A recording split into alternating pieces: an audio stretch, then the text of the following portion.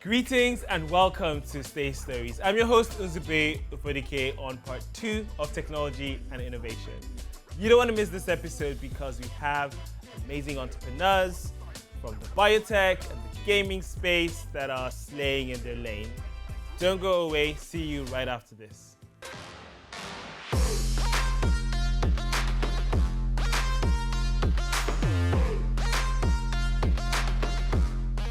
Hello and welcome to Slay Stories. I'm your host, Uzube Ufodike, on this brand new show that spotlights inspiring individuals and initiatives that are championing diversity in their own unique way while slaying in their lane. Today's episode is Technology and Innovation Part 2. For this, please welcome the vibrant entrepreneur, Joanna Rike. Joanna is a senior business leader in the gaming industry. She is an expert in driving strategic partnerships and managing client relationships. On her mission to champion diverse voices, she also founded the Overlooked Audience in 2020. Why? To amplify the voices of Black women in the gaming industry. As a recipient of several nominations and awards, Joanna proactively uses her YouTube channel to platform diverse experiences. Welcome, Joanna. Thank you for having me, Ezube. Thank you for coming, Joanna. It's a pleasure to have you here with us on Say Stories. Thank you. There's so much I want to talk about. Sure. Your background is so inspiring. Yeah. As you know, I'm a techie too, but within the gaming space, you have succeeded in building a career in the gaming space. I was keen to understand what networks or what avenues you'd recommend for those that are trying to break into the gaming industry, please. So the network, there is several networks. Mm-hmm. So at a high level, let's say for the UK industry, you have the UK, which is the leading entertainment agency that champion and organize and structure the whole professionals in the gaming industry.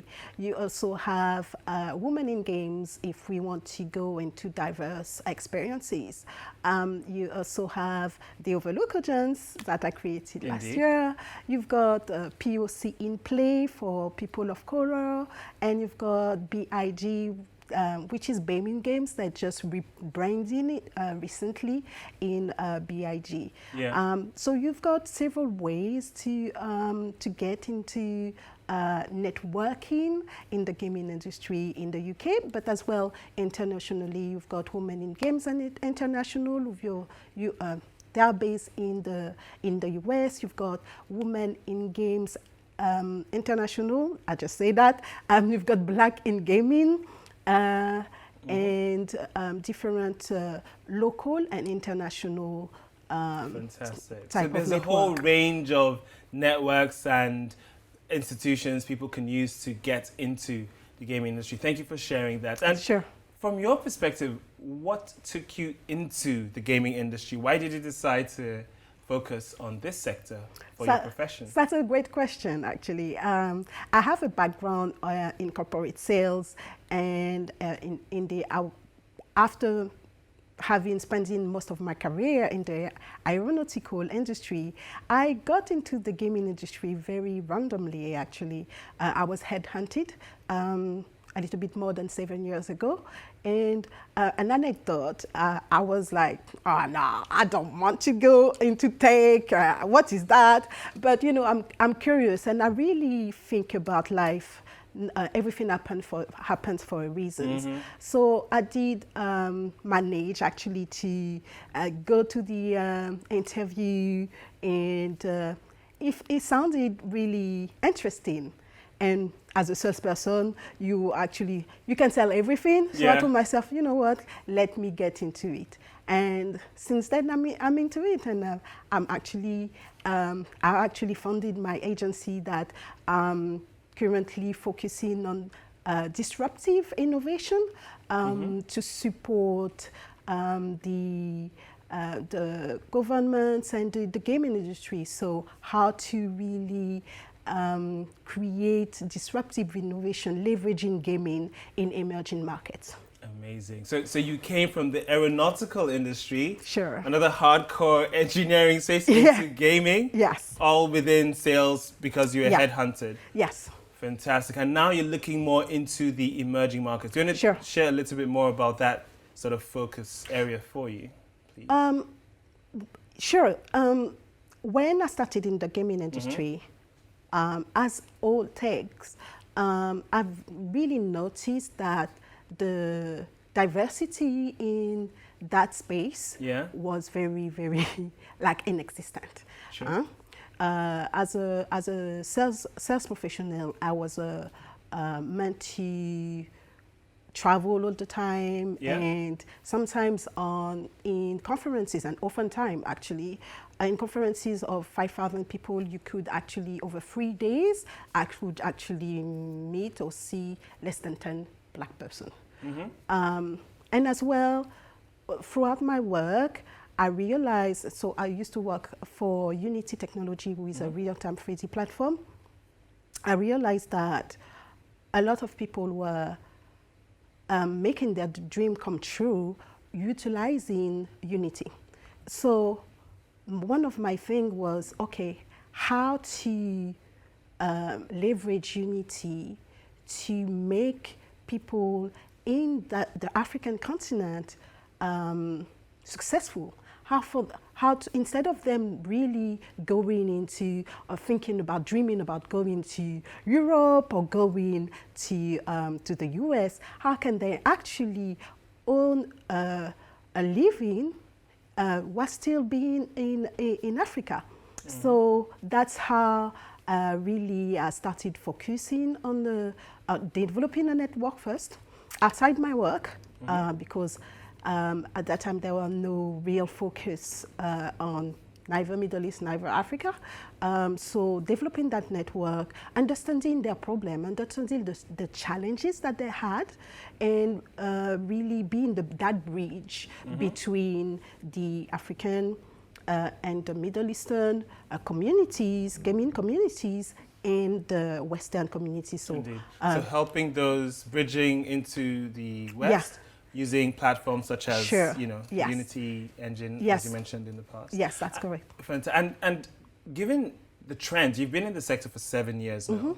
I'm curious to know what sort of macro trends or observations you've seen across gaming. Where do you see the sector moving? I know more people play mobile games now, and in the last year, given lockdown in many parts of the world, there's been a spike in user adoption of games within the consumer space. So what are your thoughts on engaging or rather on trends going forward? Sure. Basically, first of all, the gaming industry has been dubbed last year as the recession-free industry. A recession-free, I like that. A recession-free industry. Yeah. It is known that the whole value of the gaming industry, global gaming industry, is around $180 billion. So to reply to your question in terms of trends and focusing on the African and Middle Eastern market, mobile gaming, everybody now can play games on mobile, immersive as well. So immersive, when we talk about immersive, is augmented reality, virtual reality is a big trend as well. Utilizing, one of the trend as well is utilizing gamification. So utilizing games as a way to learn, to nudge people into specific behaviors. And all type of training, immersive like virtual reality, augmented, mixed realities. Immersive is used mainly, not for games, but mainly by industrial for and vertical for training. Learning and development. Yeah, learning and development. A big area. Yeah. Learning and development, mobile gaming, and the last trends that I've seen is, and that's why I created my agency, is that there is a need for content. Diverse content, diverse content creators, and there will be, and it's already happening right now, a focus on the Middle Eastern and African region in terms of content, Fantastic. So we look forward to seeing an emoji of Joanna and Unzubi on Fortnite, maybe some Sure, more diverse sure. content with Yeah. the amazing earrings and the outfit. Yeah, definitely. Fantastic. So I'm afraid that's all we have time for on this segment, but don't go away because joining us right after this is our next guest, Nicolina from Glycanage.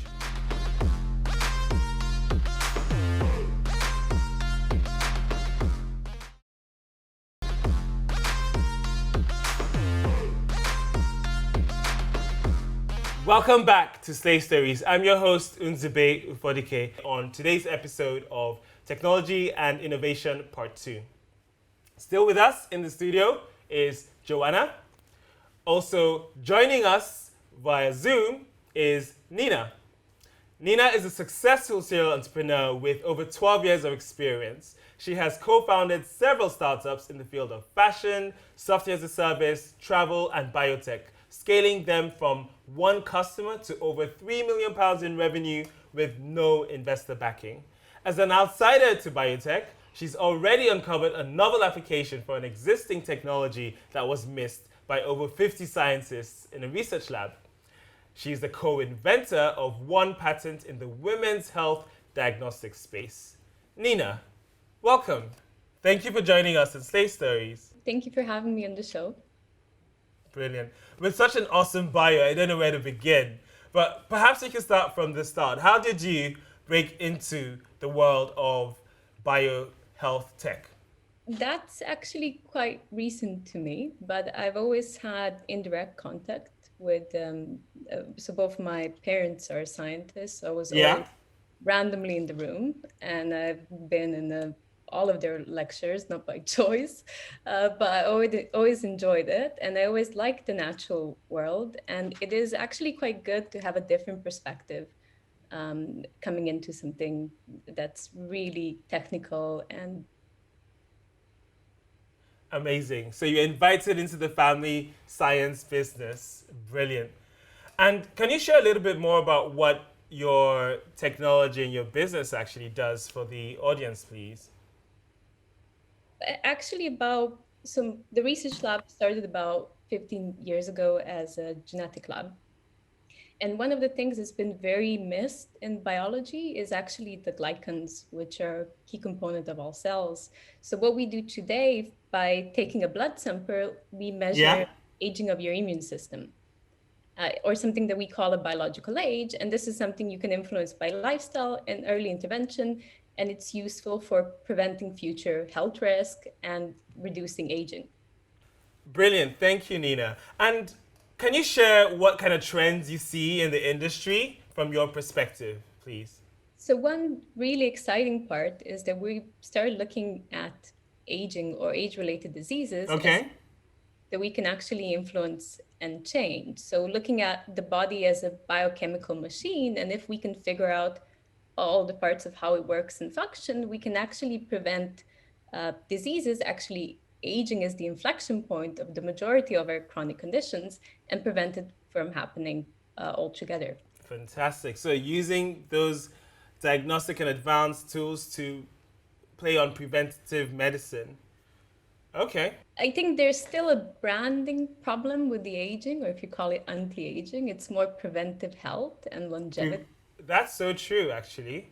I guess it depends where governments decide to spend more money on, would kind of dictate what kind of innovation we see in a particular sector, right? Well, I think in the next decade or even sooner, we will have to move towards preventive health because the health systems are collapsing. So unless we're actually actively trying to delay and prevent diseases, I think it's going to be a real crisis. And the last question for this segment, in terms of areas you feel or networks you feel individuals that want to break into the health and biotech space, what would you suggest they check out? I would look at the intersection where scientists are trying to break into entrepreneurship because they come from a very different background, which is academia. That's a good point. Research collaboration, where a lot of them don't yet know how to productize or take something to market. So if you're a researcher, then you go the classic route and you join a research group and you get your PhD. But if you're an outsider, I would look for this intersection where the scientists need help to productize something that they invented. That makes sense. So looking at that intersection, based on your background of sort of research and business, that's where the magic happens.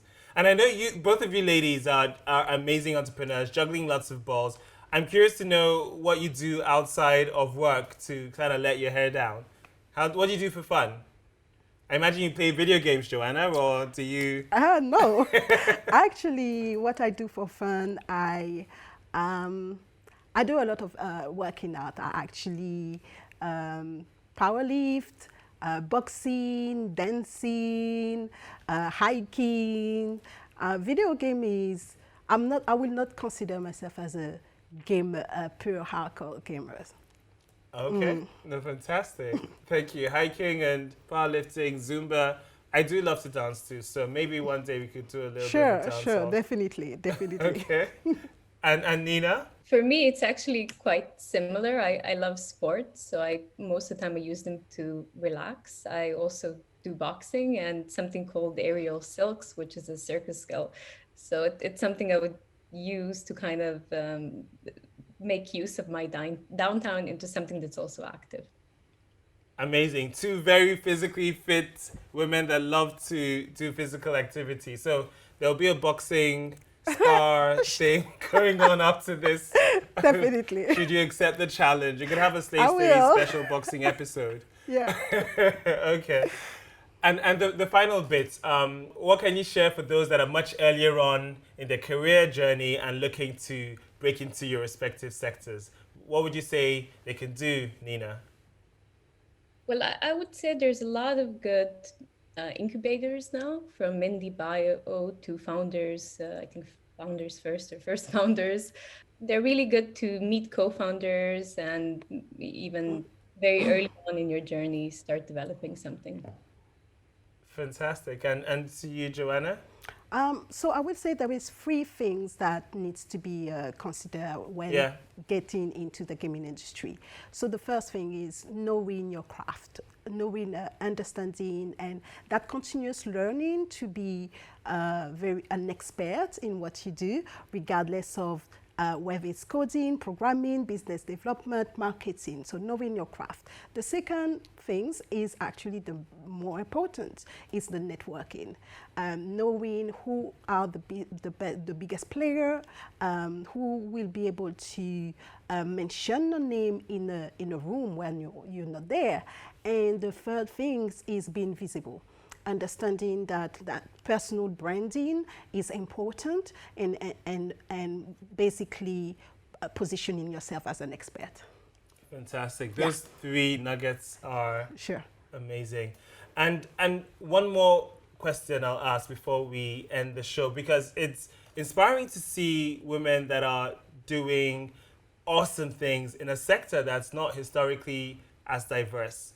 So with respect to female business leaders, female gamers, females within the health and biotech space, is there anything you want to say specifically? I know that you, Joanna, you already have set up the overlooked audience and you do a lot that is focused on gender.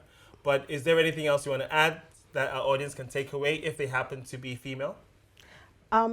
If it happens to be female, I think a lot of women, and there is this trends that's saying about imposter syndrome, and it's not only in the gaming industry, it's all of the time. What I would say is really believe in yourself and focus actually in what you want to do.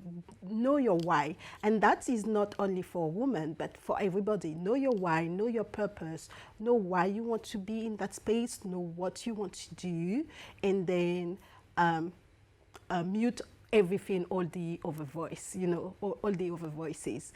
And focus on what you want to do. Yeah. Fantastic. That reminds me of Simon Sinek, start with the why and then turn off that, voice in your head, the monkey brain, and just focus on slaying in your lane.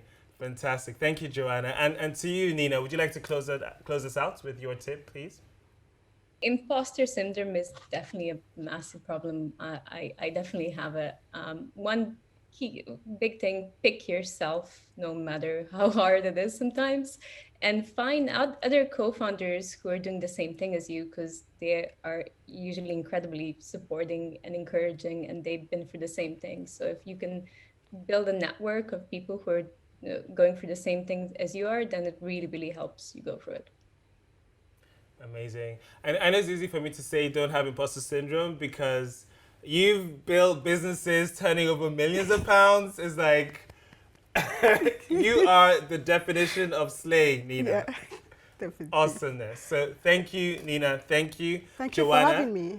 Thank you for joining us. And I'm afraid that's all we have time for on this episode of Slay Stories. I'm your host, Unzube Ufodike. Please like, subscribe, share, comment, and come back for the next episode of Slay Stories.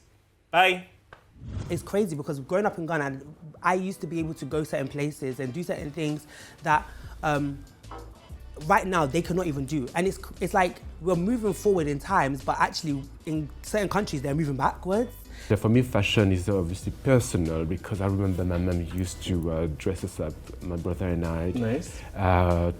As like we were twins, even though we weren't twins. Right. Yeah. It removes some of maybe the fear of, could I write a book? Because I could mentally imagine it's just a series of articles. And because I've been writing for the last few years on the topic, I was able to sort of break it down in that way. We need to decide what our future is. Do you want a 90-year-old man in office telling you how to live your life when the century has just turned the clock again and you're still perpetuating the same things that their grandmother taught them? I have people who look at me and they're like, oh, you're not a personal trainer just because I'm plus size. And then they meet me at the gym and everything is different, you know. When I first joined the Royal Shakespeare Company, which was directly following drama school, there were two of us in that company at the time, of hue, of color. Let's say that I come out, let's say they find out that I'm gay, they could cut me off, right? Like, and so, and maybe that was an extreme, but I feel like that kind of motivated some of the things that I was doing in my professional life, ensuring that I was pushing really hard there. That I could stand on my own 2 feet if and when that were to ever happen. I didn't know who to approach with, who to approach at that time. So that's why I started making this advocacy to fight for the transgender community in the healthcare industry. This kind of toxicity and homophobia mainly affects more effeminate gay men much more, which is obviously an issue and it's a problem. Which is one of the things I try to use my platform to speak on and talk about.